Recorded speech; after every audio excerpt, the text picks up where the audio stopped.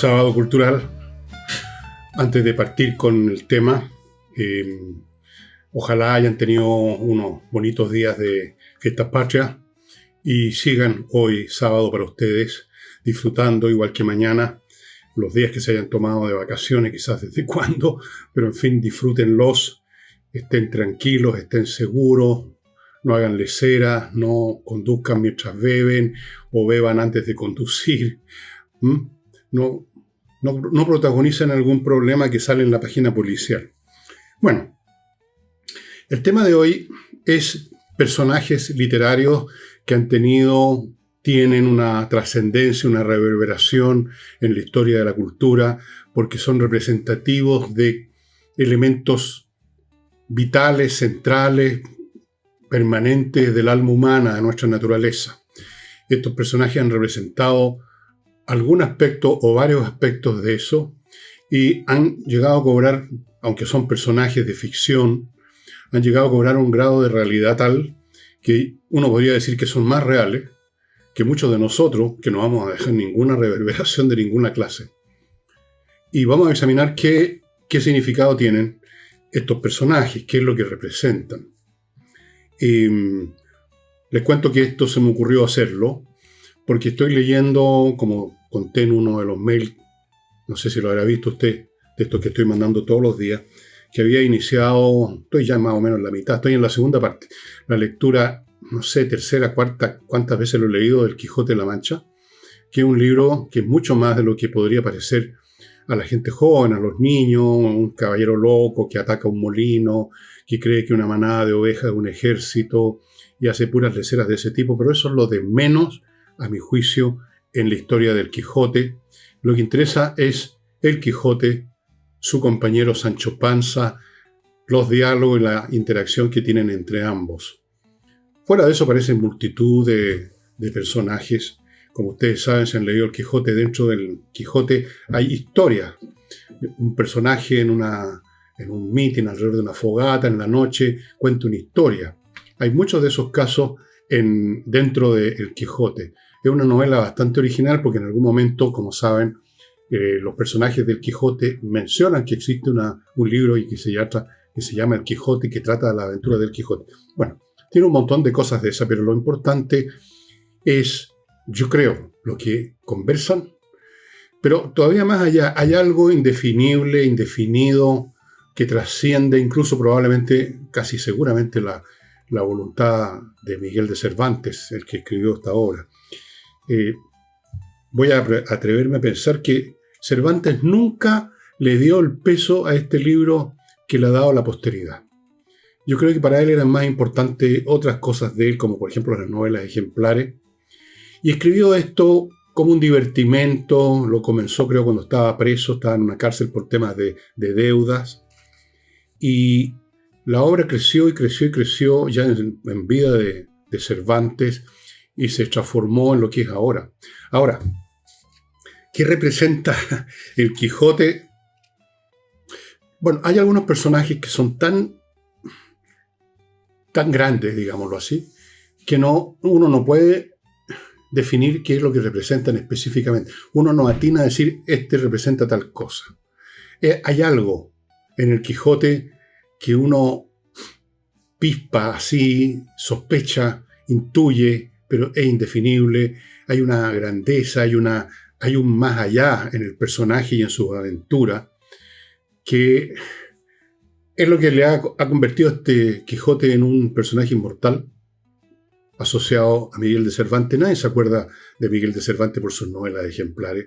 Hay mucha gente que no sabe que escribió unos libros que se llaman novelas ejemplares y otras cosas, obras de teatro. No pasó mucho con eso. Es el Quijote. Y dicho sea de paso, paréntesis, a muchos escritores les pasa, o otros artistas, que una obra que ellos no consideraron lo mejor de sí. No era su objetivo escribir eso, componer esa música. Y sin embargo se ha convertido con el tiempo en lo más representativo de ese artista y lo que más reverbera en el alma de las generaciones que vinieron después. Eso pasa con el Quijote. Otros personajes literarios ahora vamos a ver, pero antes de eso, amigos, les quiero recordar algunos de nuestros sponsors de fin de semana, como Oxibiota, Oxibiota, este polvito que viene en un sobre como si fuera una sopa. Usted lo abre esto, lo echa en un cacharro con agua, 1 litro, una cosa así, espera 1 hora o 45 minutos y se ha convertido en una colonia de bacterias aeróbicas. Estas bacterias usted las vierte o las vaporiza allí donde hay malos olores, por ejemplo, en el fregadero de la cocina echa un chorrito, en el desagüe del baño, en la cámara de la casa donde llegan todas las aguas servidas, o en el jardín vaporiza y se acabó el problema de los malos olores. ¿Por qué? Porque estas bacterias van y destruyen las que originan el mal olor, que son bacterias anaeróbicas que inician la descomposición. Eso es lo que produce el mal olor, la descomposición de la materia orgánica. Si no hay bacterias que inician el proceso, la materia orgánica no se descompone, no hay malos olores. Así que esto va al fondo del asunto y por eso está siendo adquirido en cantidades por restaurantes, casinos, etc. Y en las casas funciona perfectamente bien. Nosotros lo sabemos aquí por experiencia propia. Esto se compra solamente en el sitio, oxibiota.cl. Continúo con el suplemento Vito, que este sí lo puede comprar en varias partes, no solo en el sitio del suplemento Vito, un suplemento para el alimento de sus mascotas. Usted le echa una cucharadita a lo que le está sirviendo a sus mascotas, a los pellets, por ejemplo, y ese pellet común y corriente se transforma en un pellet premium que va a tener a sus mascotas en mejor estado de salud, contento, el pelo brillante, activos, ágiles, como usted los quiere tener y sin tantas visitas o ninguna al veterinario. Suplemento Vito usted lo puede obtener en el sitio de ellos que ustedes están viendo a mi derecha o prácticamente en todas las mascoterías lo tienen. Si no lo tienen en una mascotería lo tendrán en otra y por último contacte el sitio. Sigo con Levlon Construction Inc. Esta es una empresa de construcción cita en Estados Unidos, San Diego, California, iniciada por un compatriota nuestro, un chileno, hará 10 años atrás o 15. Le ha ido muy bien, la empresa creció, pero quiere crecer más. Todo buen empresario quiere crecer más, no se quiere convertir meramente en un rentista echado para atrás recibiendo las ganancias de las operaciones del día a día. Quiere crecer, quiere hacer más cosas.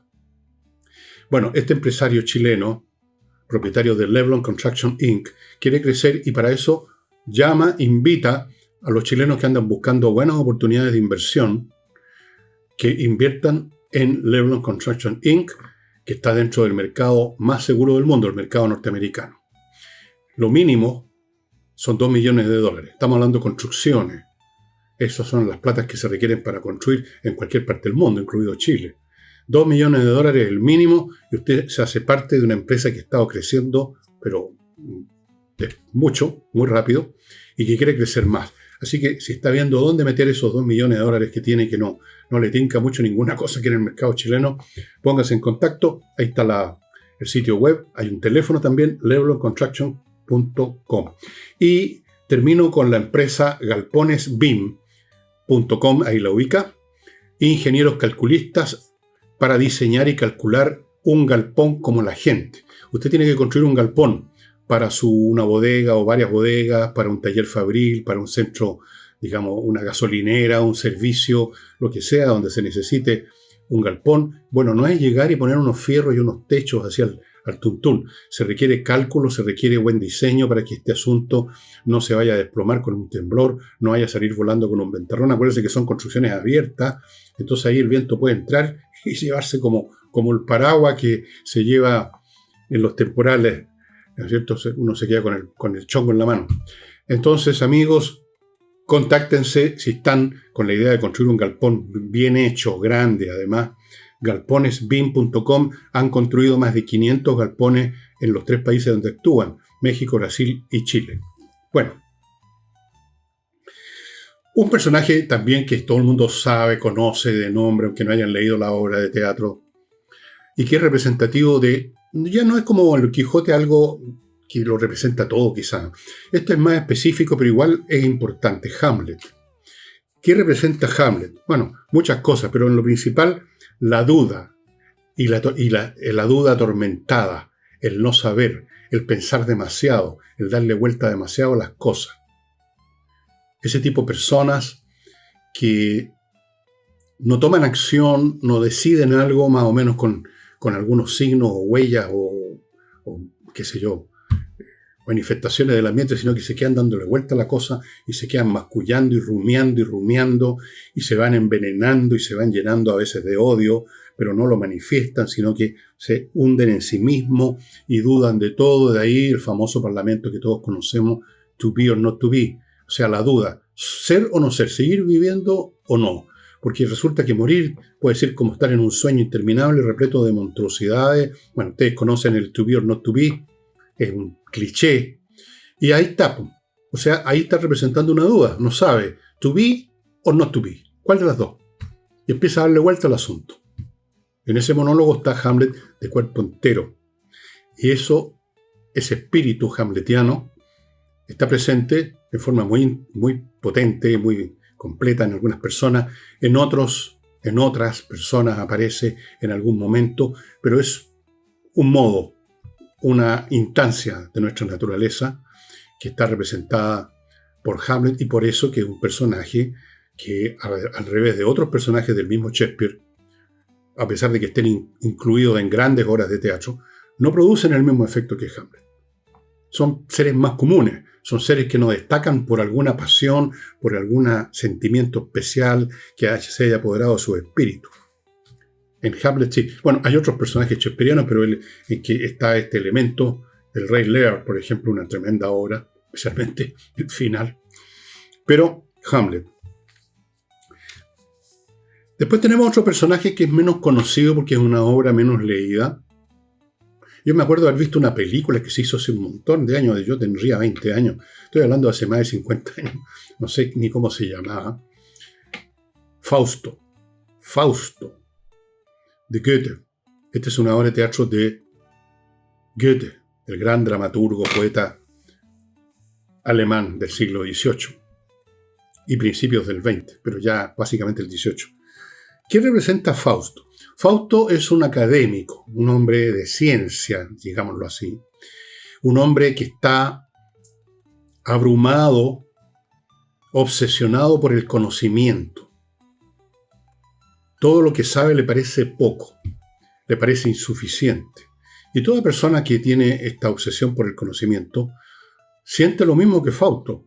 Siente, como dijo Sócrates, solo sé que nada sé, o los demás que algo nos dedicamos a estudiar alguna cosa, sentimos que todo lo que hemos llegado a saber no es nada, y aquello poco que sabemos empieza a desplomar por el olvido, por la distracción, y entonces estamos siempre a distancia infinita de ese conocimiento absoluto que está en el trasfondo de toda persona que quiere conocer.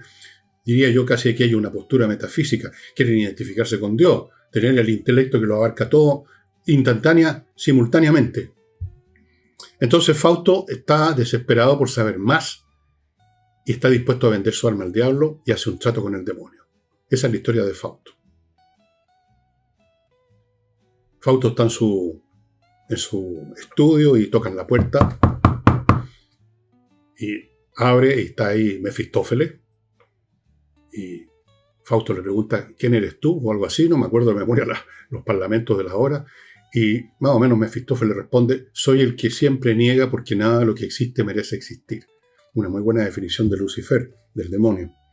Ahí está entonces este afán por el conocimiento que nunca, nunca se alcanza, como el arco iris. Nunca, nunca, por más que uno se acerque, el arco iris se aleja y uno siente que no sabe nada, Fausto siente que no sabe nada y está dispuesto a todo.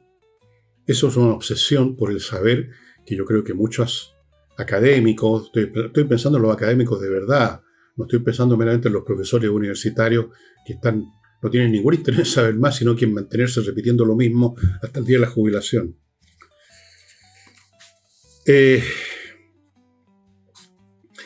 Después tenemos un personaje que todos conocen de nombre, pero pocos han leído la obra donde está activo este personaje. Es un personaje muy antiguo, de una obra muy antigua, Ulises, de la Odisea. Aparentemente de Homero, algunos dicen que no es de Homero.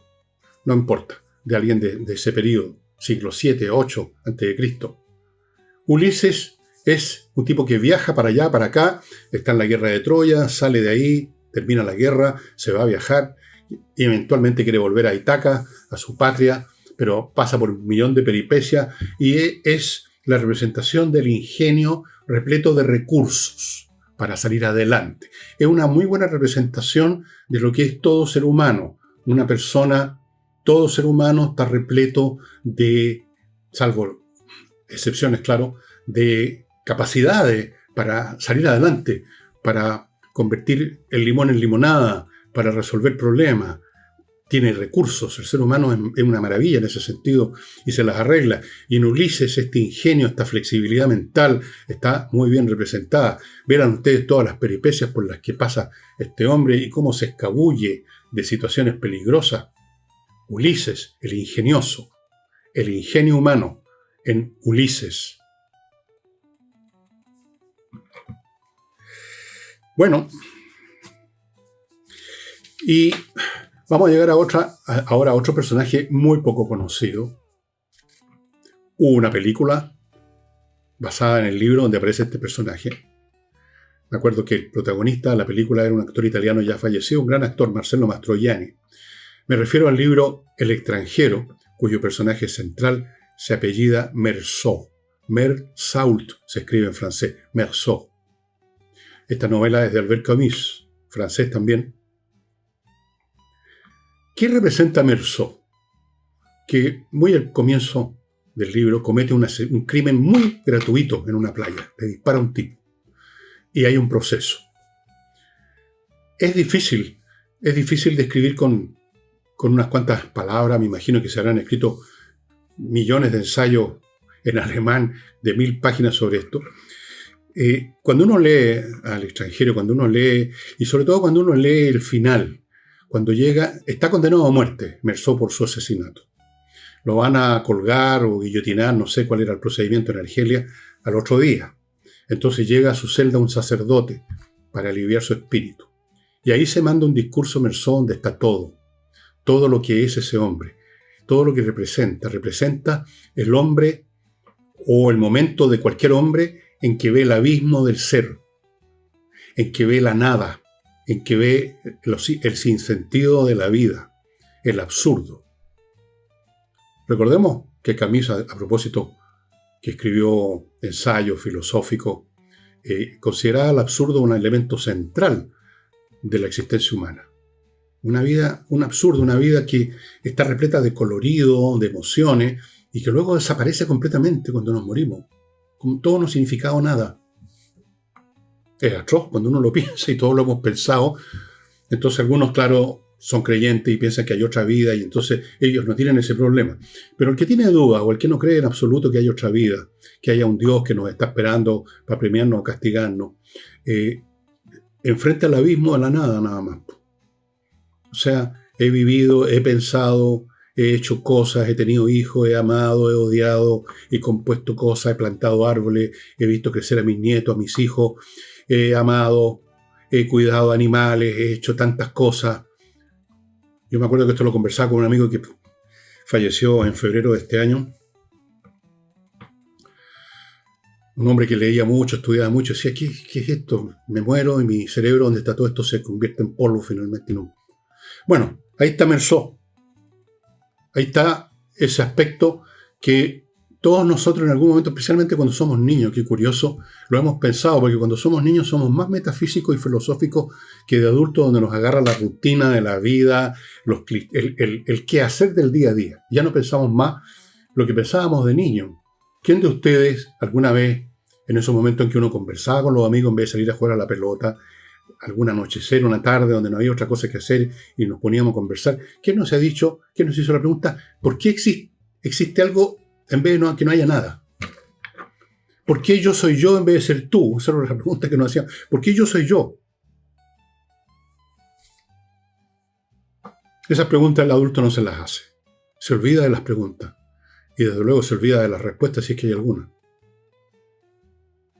El filósofo en cierta forma es un niño un adulto que ha seguido siendo niño y sigue asombrándose ante el hecho mismo de la existencia, que es la primera cosa que asombra.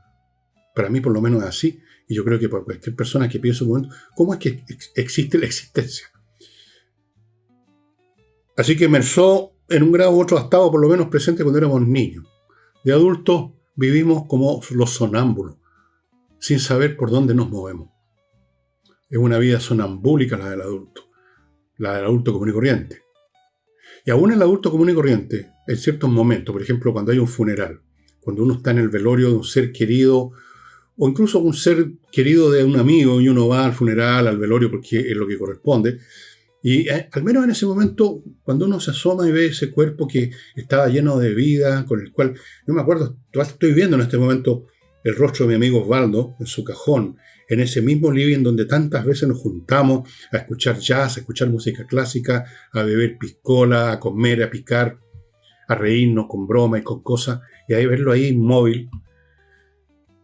Incluso el tipo más chanta, digamos, que nunca piensa en nada en ese momento, siente el abismo que es la nada, y al cual todos caemos tarde o temprano.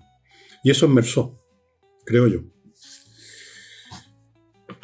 Hay otro personaje que también es poco conocido, o que es puesto un poco en la sombra por un personaje no humano.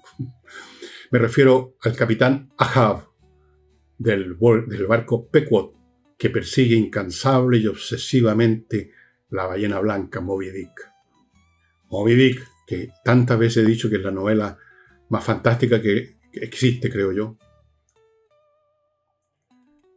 Y todo el mundo se centra en Moby Dick, en la ballena.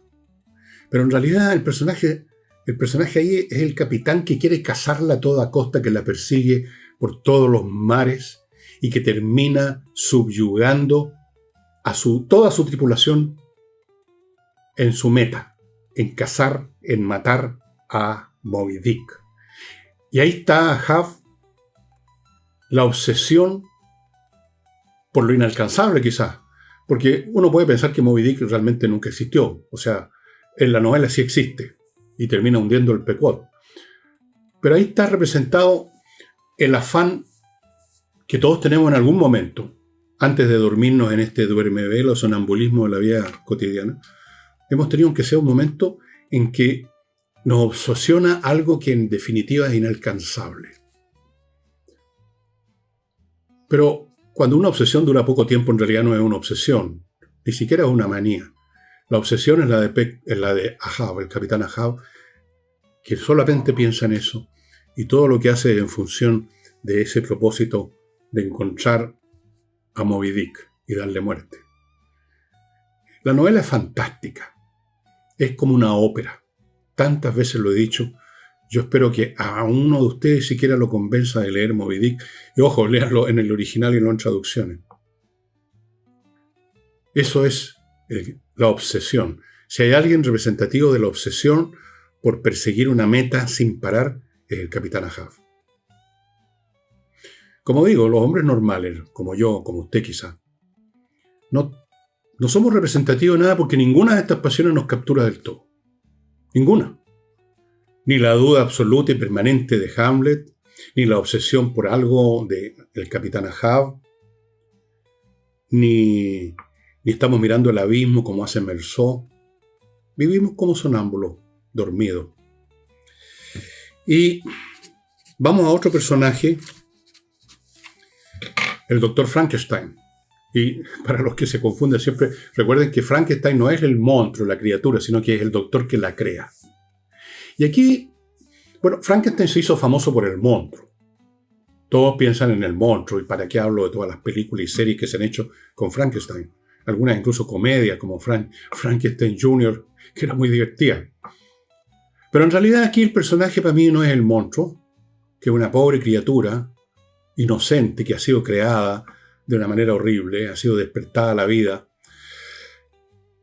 El personaje es el doctor que la crea, Frankenstein, doctor Frankenstein, que recoge piezas de cadáveres, los cose, por así decirlo, los une. Para mí, por lo menos, yo no sé si es representativo de esto para otros, para mí es representativo de una clase de personas que más o menos se mueven dentro del territorio de la ciencia, que por llevar adelante sus ideas de desarrollo o de avance científico son capaces de crear monstruos. ¿Ustedes vieron la película Oppenheimer?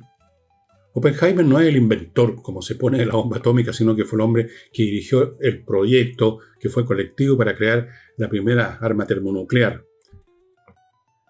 Y se acuerdan, si vieron la película, que cuando ve esa explosión que se eleva y que parece por momento convertirse en el rostro de un demonio, y se dice a sí mismo Oppenheimer: soy destructor de universos. Pero la creó. La creó. Entonces, para mí, esto del hombre de ciencia, que por conseguir avanzar en su campo y a la pasada ganar puntos de rating, digamos, con sus colegas y quizás ganarse un premio Nobel o lo que sea, ganar fama, un puesto en una universidad. Pero voy a irme más al fondo. Su deseo de desarrollar aquello que piensa que debe desarrollarse es capaz de cualquier cosa. Ninguno de los hombres que participaron en la fabricación, la creación de la bomba de hidrógeno, de la bomba atómica, creo que se pusieron a pensar mucho en eso, lo que estaban haciendo. Yo he visto alguna película, alguna serie donde a los científicos se les junta, a los ingenieros, a todos los que habían participado en el proyecto, a ver una película que se había tomado de Hiroshima después del estallido. Y algunos de ellos salen de la sala angustiados por lo que participaron. Pero ya es tarde. Una vez que ya ganaron sus puntos de rating, entonces ahora quieren ganar puntos de rating en el territorio de los derechos humanos, llamemos así, y se votan activistas de los derechos humanos, o como el propio Oppenheimer va a la oficina del presidente Truman tratando de, digamos, de acotar el asunto, y Truman lo hace que se vaya y dice: no me traigan nunca más este llorón, porque se pone a llorar después que consiguió su monstruo, su Frankenstein. Ahora yo entiendo a un científico que ha estado toda su vida persiguiendo descubrir algo, desarrollar algo. Toda su vida concentrada, ha tenido que hacer esfuerzos enormes para dominar la ciencia a la que se dedica y luego tratar de avanzar en ella, crear nuevos territorios, descubrimiento. Yo no creo que le pueda pesar demasiado los escrúpulos morales. El tipo que está desarrollando unas bacterias por algún motivo, no creo que piense mucho en que el día de mañana eso se puede ser convertido en un arma. O sea, la ciencia está llena de doctores Frankenstein. Y a veces son indirectamente doctores Frankenstein cuando yo veo yo sigo algunas publicaciones científicas en el campo de la astronomía que me interesa, y resulta que viene un aerolito que tal vez, si se desvía 1/1000 de grado a la distancia que estaba, a estrellarse contra la Tierra y va a liquidar. Y sin embargo, como un niño, están excitados porque van a poder verlo de cerca. Yo digo: pero estos tipos, digamos, ¿qué tienen dentro de la cabeza? Tienen la ciencia dentro de la cabeza, tienen al doctor Frankenstein dentro de la cabeza.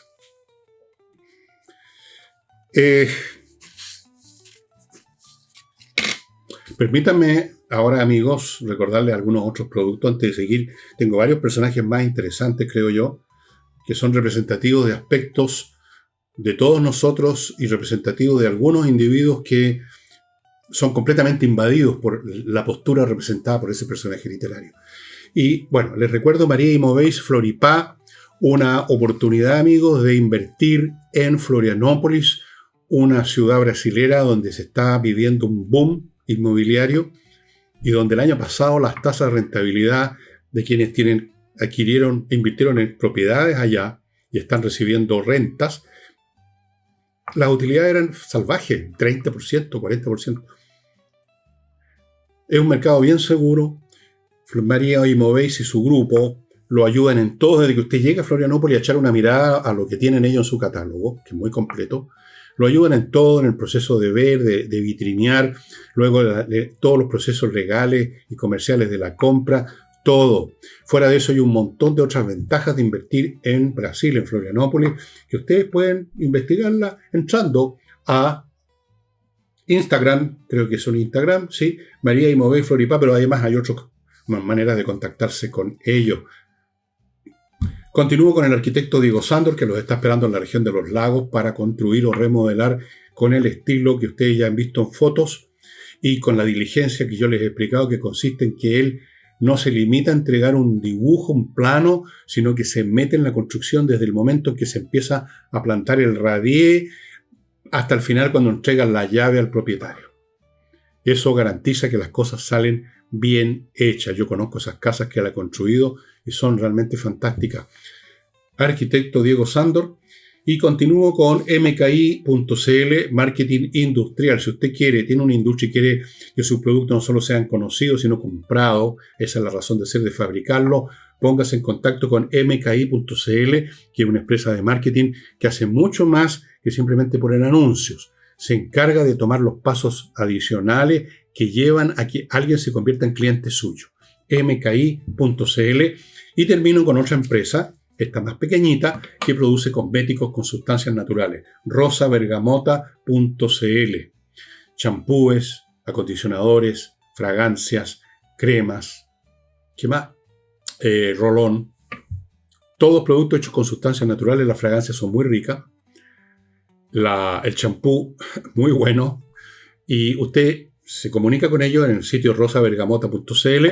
Puede comprar una de estas cosas, puede comprar varias. Hay cajas con distintos surtidos y hay un descuento si usted les dice: llegué a ustedes porque me enteré en el canal del Villegas. ¿Ok? Bueno, vamos a otros personajes. ¿A qué hora empecé este programa? Bueno, da lo mismo a qué hora lo empecé. Lo importante es a qué hora lo termino, ¿no es cierto?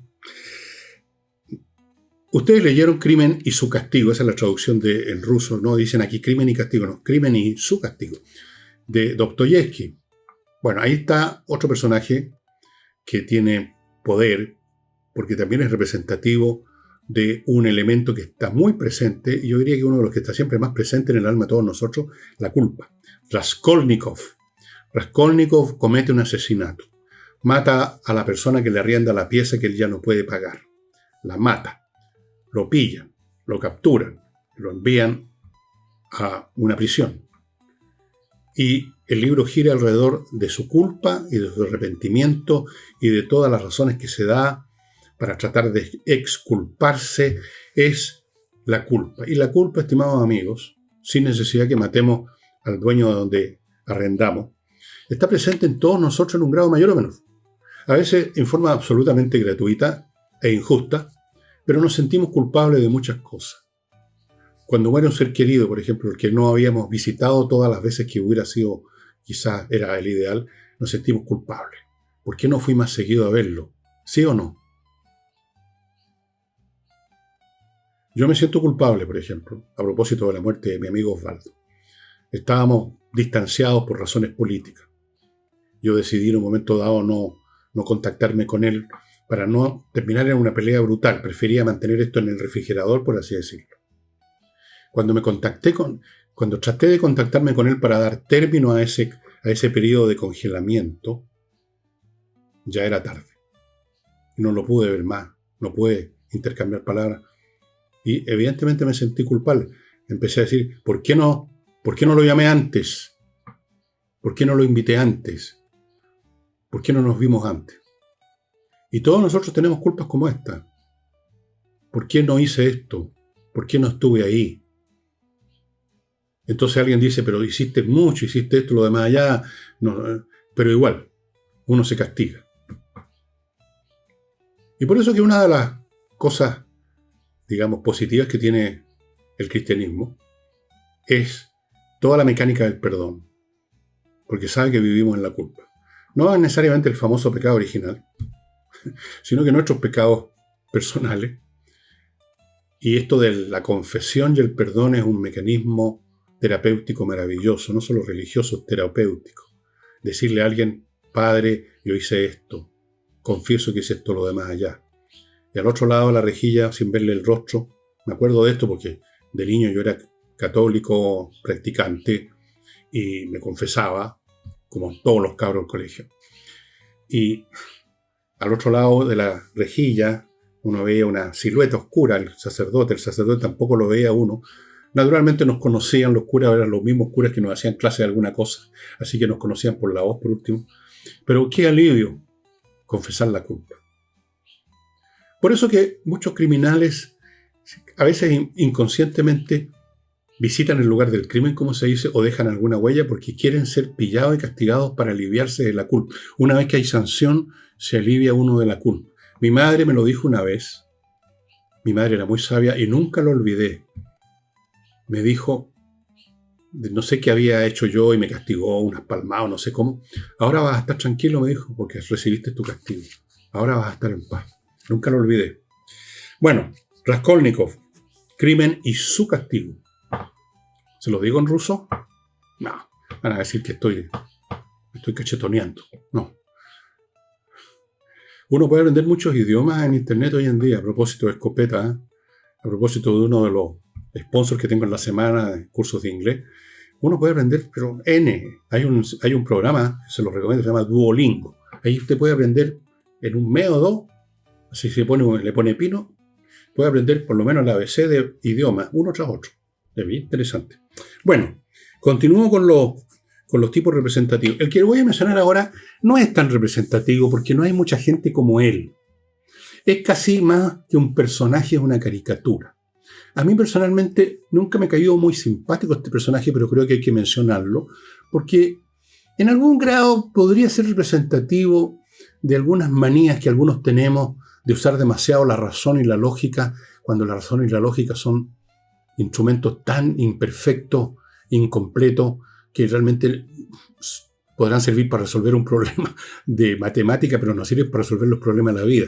Me refiero a Sherlock Holmes, el personaje de Arthur Conan Doyle, Sir Arthur Conan Doyle, que resuelve crímenes con el puro ejercicio prácticamente de su intelecto, con los pocos elementos. Por supuesto hay una observación de elementos, se entera, alguien viene subiendo la escala y por la manera como sube, adivina de inmediato que este tipo fue un oficial de británico en la India. Bueno, ustedes si han leído algunas novelas de Sherlock Holmes, se acordarán qué clase de personaje es. O sea, una máquina pensante.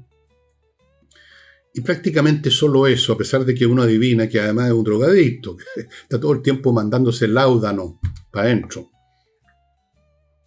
Y tiene a su lado a este personaje de caricatura, el Dr. Watson, que me parece mucho más humano que Sherlock Holmes. Sherlock Holmes está al borde de lo inhumano.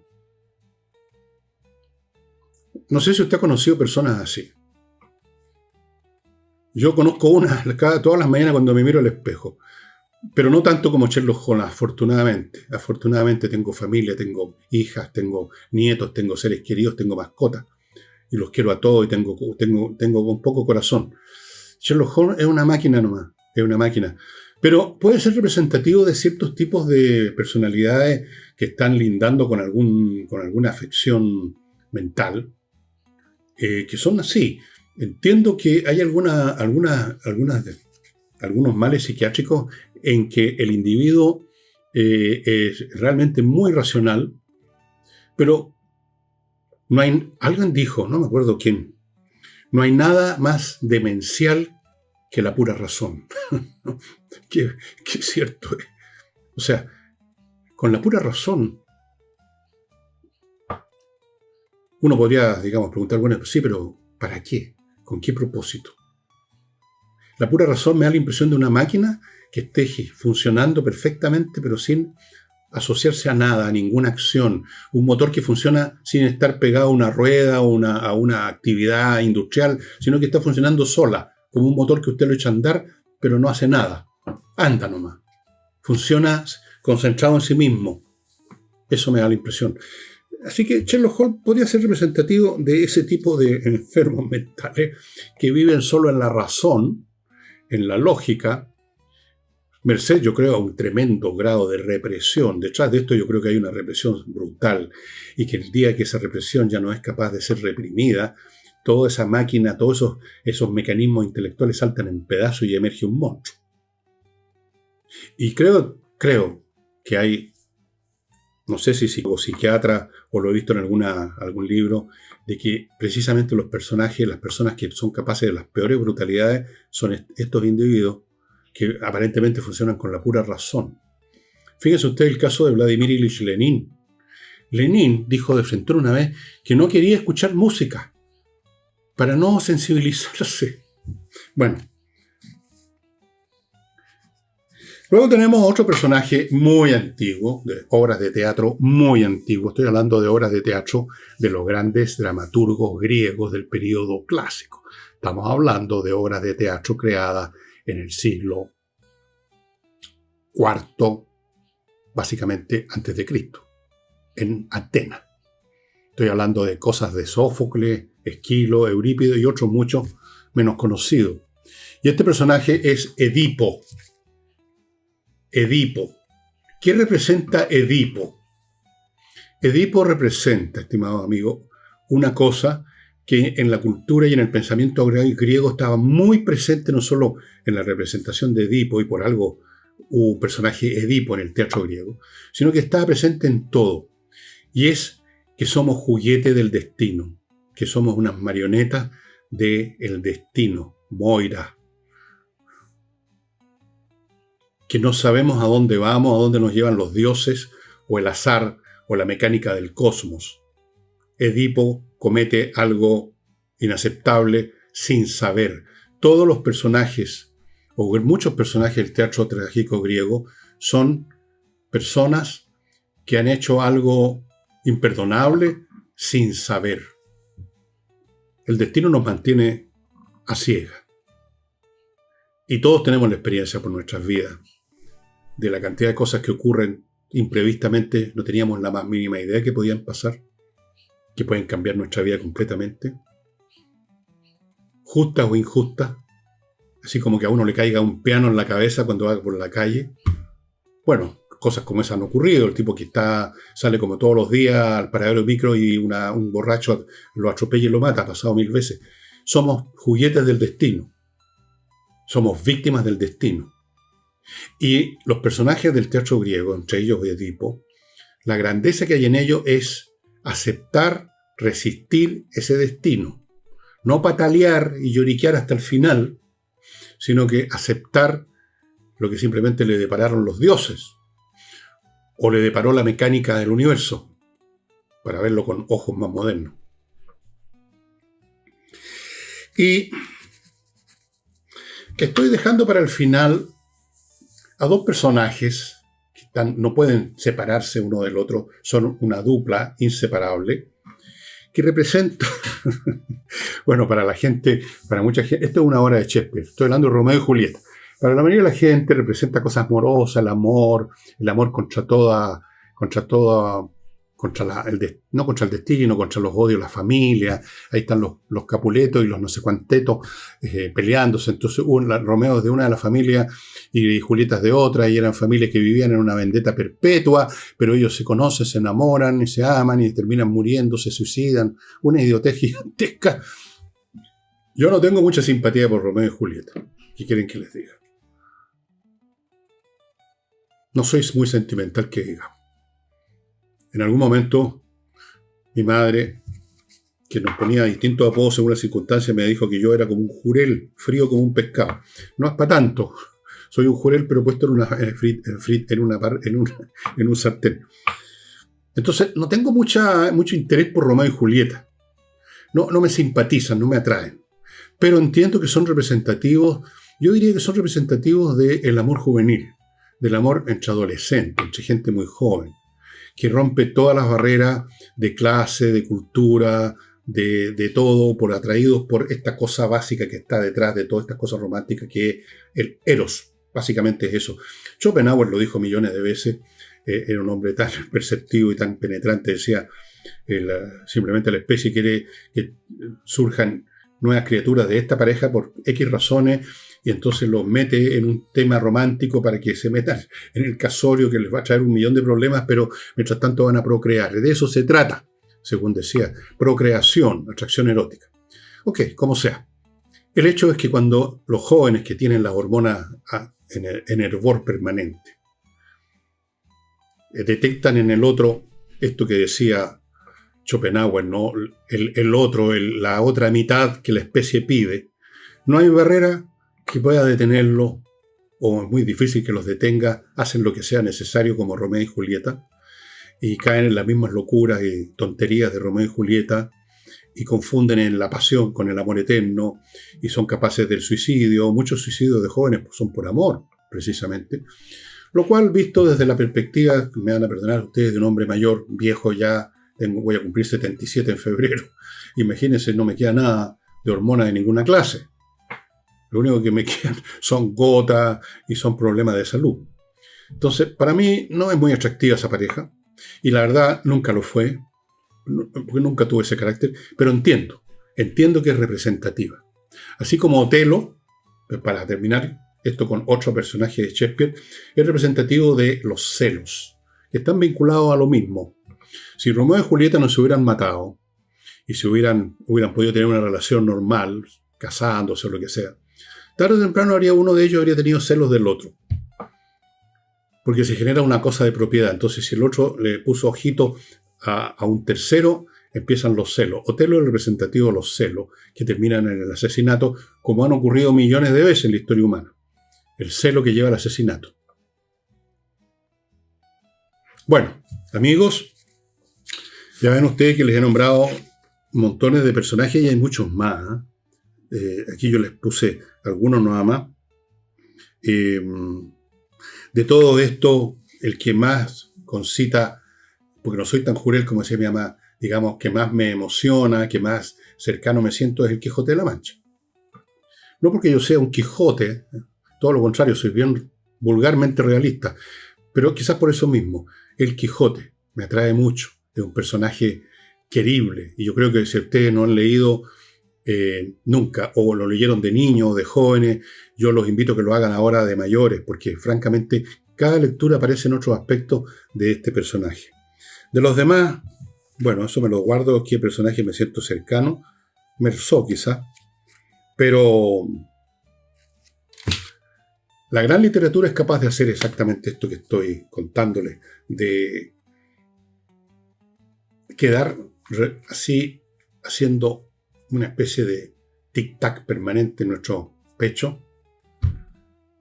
Nos hacen ver estos personajes, ese más allá que hay, transponiendo los límites de la vida común y corriente que todos llevamos, esa vida de sonámbulo, semiconsciente, dando todo por dado, por sabido, cuando en realidad no sabemos absolutamente nada. No sabemos nada de nada de nada. Y vivimos así, medio dormidos, medio muertos en el fondo. Entonces estos personajes que viven fuertemente una pasión, una obsesión, un amor, una culpa, o están aprisionados en los engranajes de su intelecto, o por la ciencia son capaces de crear monstruos. Bueno, todos esos personajes que en cierto sentido son todos monstruos en el sentido de lo que significa la palabra monstruo, algo desproporcionado fuera de lo normal. Eso es algo monstruoso. Eso nos permite comprender, curiosamente y paradojalmente, son los monstruos los que nos permiten mejor comprender lo que es normal, porque exagera y hace visible lo que en la vida normal, en la vida nuestra, mediocre nuestra, está ahí difuso, vaporoso, que apenas se muestra, que apenas se manifiesta, pero que está ahí, como la culpa, como el intelecto, como la obsesión. Todas esas cosas las conocemos, todas las tenemos, pero ahí a medio fuego. Con estos personajes los entendemos y entendemos la naturaleza humana a través de estos especies de telescopios o microscopios, según como usted lo quiera ver. Bueno, amigos, no me queda nada más que contarles, salvo que ustedes pueden encontrar en mi librería elvillegas.cl/tienda estos libros y otros míos. Este no es mío, es de Francisco Saldívar, un gran libro. OVNI mío no es un gran libro, es un buen libro, un libro muy informativo y tiene no poco humor sobre el tema OVNI, que es más serio de lo que muchos creen. Fuera de eso, hay otros libros míos en la librería elvillegas.cl/tienda, fáciles de comprar, expedito el envío, el despacho, y en el villegas.cl/correo, tienda es para los libros, correo, ustedes se pueden inscribir en una lista, dando su nombre y su dirección de correo electrónico, nada más, no hay ningún costo, es gratis, no es barato, es gratis, y ustedes todos los días van a recibir lo que yo voy a escribir apenas termine este programa, un mes más. No sé de qué diablo voy a hacer memoria, ahora no recuerdo, pero en fin algo haré. Son mail muy cortos que usted le puede leer en en medio minuto, un minuto, cuando más en 2 minutos, según la velocidad de lectura suya, de los más diversos temas. No le cuesta nada, si quiere los lee, si quiere no, si quiere se desinscribe de la lista, si quiere los manda spam, mis mails, pero ahí están disponibles para cualquier cosa. A veces resultan útiles, por último, porque les recomiendo un libro o una pieza musical que está en YouTube, les doy la dirección y capaz que sea de utilidad eso para ustedes. Así es que eso. Y la semana que viene, todavía no sé si va a estar ya de regreso Nicole. Bueno, ahí verán. Si está de regreso la van a ver y si no, no. Súper fácil. Y mañana, domingo, francamente todavía no sé qué voy a hacer para ustedes, pero como de costumbre, voy a buscar algo entretenido, como mínimo, ilustrativo, ojalá también, informativo y ojalá estimulante para que ustedes emprendan alguna lectura o estudio de algo que ni siquiera se les había ocurrido, pero que yo quizás les di el empujoncito. Me encantaría. Eso es lo que más me ambicionaría yo, que pasara eso, que sirvo de algo. No solo para que se entretengan unos media hora, sino para que quizás inicien una nueva aventura de sus mentes, estimados amigos. Eso sería todo, estimados.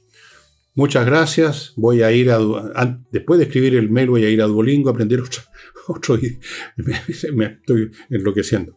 Bien, sería todo. Muchas gracias. Nos estamos viendo. Chao.